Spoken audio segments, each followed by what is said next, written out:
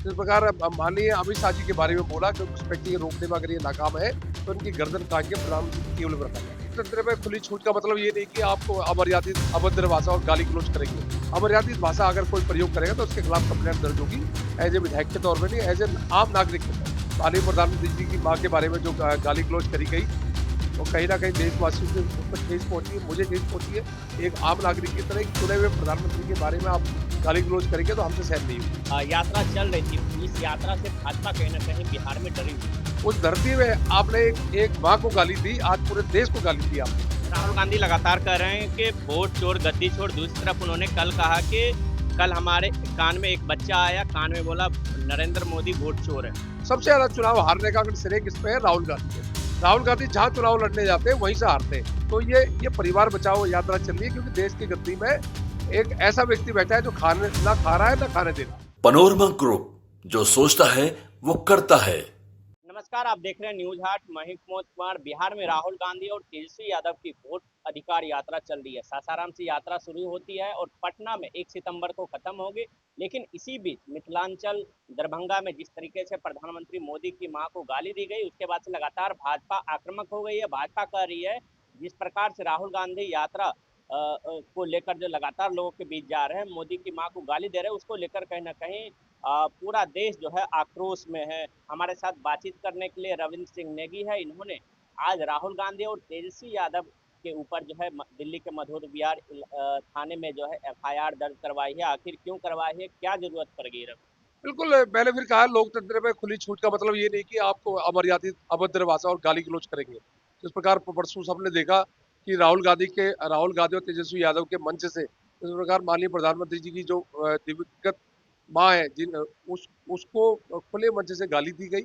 और जिस प्रकार कल देखा कि महुआ मोहित्रा ने जिस प्रकार माननीय अमित शाह जी के बारे में बोला कि घुसपैठी रोकने में अगर ये नाकाम है तो इनकी गर्दन काट के प्रधानमंत्री की केवल रखा जाए। आप किस तरह की अभद्र भाषा का प्रयोग कर रहे हैं? आप हिंदुस्तान में रह रहे हैं, आप लोकतांत्रिक देश है। इस तरह की अमर्यादित भाषा अगर कोई प्रयोग करेगा तो उसके खिलाफ कंप्लेंट दर्ज होगी, एज ए विधायक के तौर पर नहीं, एज ए आम नागरिक के तौर पर।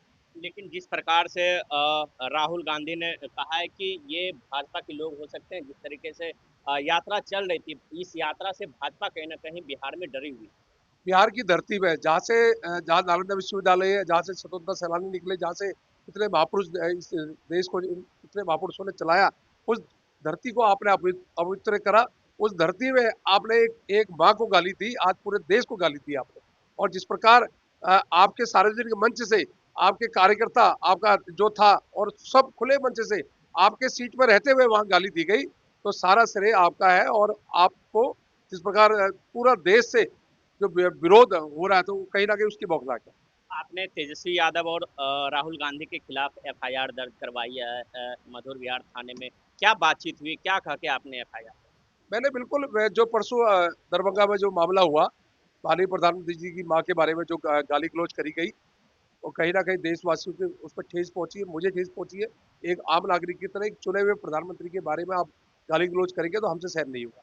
एक चुने हुए गृह मंत्री के बारे में आप गाली गलौज करेंगे, उनकी गर्दन काटने की आप बात करेंगे इस देश में, भारत में, तो यहाँ बर्दाश्त नहीं होगा। तो इसलिए मैंने कंप्लेंट की। आपने सर दिल्ली में एफआईआर दर्ज करवाई। दूसरी तरफ राहुल गांधी और कांग्रेस के नेता कर रहे हैं कि जिस प्रकार से कांग्रेस के दफ्तर बिहार में जिस तरीके से तोड़फोड़ भी हमला हुआ अंदर घुसकर, लेकिन कांग्रेस के कार्यकर्ता डरने वाले नहीं है। बीजेपी के कार्यकर्ता प्रदर्शन कर रहे थे, इसी बीच जो है हाथापाई हुई, लाठी डंडे चले कल पर। ये आम आम जनता को आहत हुई है। आम जनता कार्यकर्ता ने, आम जनता ने जो वहां कल करा, जो आम जनता ने करा। आप देश के प्रधानमंत्री की माँ के बारे में, देश के प्रधानमंत्री के बारे में आप गाली गलौज करेंगे, उस प्रधानमंत्री के बारे में जो जो आज गरीब कल्याण के लिए काम कर रहा है, तो आम जनता, आम आदमी को बर्दाश्त नहीं होगा। कल यही एग्जाम्पल वहां हुआ, अभी तो ये बिहार में हुआ। अभी तो आप देखिए पूरे देश में लोग आक्रोशित है।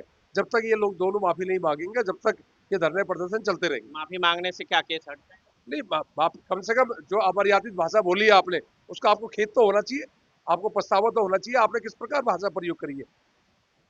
राहुल गांधी लगातार कह रहे हैं कि वोट चोर गद्दी छोड़। दूसरी तरफ उन्होंने कल कहा कि कल हमारे कान में एक बच्चा आया, कान में बोला नरेंद्र मोदी वोट चोर है। ये सबसे ज्यादा इस पूरे भारत में गिनीज बुक रिकॉर्ड में सबसे ज्यादा चुनाव हारने का अगर श्रेय किस पे है? राहुल गांधी पे। राहुल गांधी जहां चुनाव लड़ने जाते हैं वहीं से हारते हैं। और आज आज कांग्रेस मुक्त भारत जो माननीय प्रधानमंत्री 2014 से ले चल रहे हैं, आज वो लगभग हो चुका है। 98% हो चुका है। सिर्फ 2% देश में 2% जगह राज्यों में इनकी सरकार है, ये उसकी बौखलाहट है। कभी संविधान की बात करते हैं आप, संविधान 1977 में 78 में जब इमरजेंसी लगी थी तो इनकी दादी ने कैसा संविधान तार तार किया था, पूरे देश के लोग जानते हैं। और आज अभी संविधान की बुक लेके घूमते थे, आज ये वोट बचाओ लेके घूम रहे हैं, क्योंकि आज इनको वोट नहीं बचाना, इनको अपना परिवार बचाना है। क्योंकि कहीं ना कहीं परिवारवाद की राजनीति करते हैं, सब पे मुकदमे लगे हुए हैं, कोई चारा घोटाला, कोई घोटाला, कोई घोटाला। तो ये परिवार बचाओ यात्रा चल रही है, क्योंकि देश की गद्दी में एक ऐसा व्यक्ति बैठा है जो ना खा रहा है ना खाने दे रहा है। आपने एफआईआर दर्ज करवाई, क्या आप प्रदर्शन में जाएंगे जिस प्रकार से आप लोगों ने ऐलान किया कि 2:30 बजे कांग्रेस कार्यालय को? बिल्कुल, आज प्रदर्शन है, उसमें सभी कार्यकर्ता और जनता आज वहां जाएंगे। चलिए, ये थे हमारे साथ बातचीत करने के लिए पटपर्गंज से विधायक रवि नेगी जी। आप देखते रहिए न्यूज़ 8।